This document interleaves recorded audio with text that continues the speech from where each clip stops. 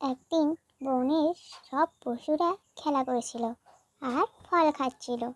হঠাৎ ভালুক সবার খাবার কেড়ে নিতে লাগলো।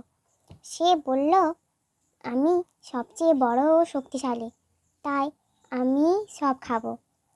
সব প্রাণী ভয় পেয়ে চুপ করে গেল। কেবল ছোট খরগোশ সাহস করে সামনে এলো। সে বলল, ভালুকদা, এটা ঠিক না, আমাদেরও ক্ষুধা লাগে, সবাই মিলে ভাগ করে খায়, সেটাই ভালো। ভালুক হেসে বলল, তুই ছোট, তোর কথা আমি শুনবো না। খরগোশ কিছু না বলে সোজা সিংহরাজার কাছে গেল, সব কথা বলল। সিংহরাজার খুব রাগ হলো।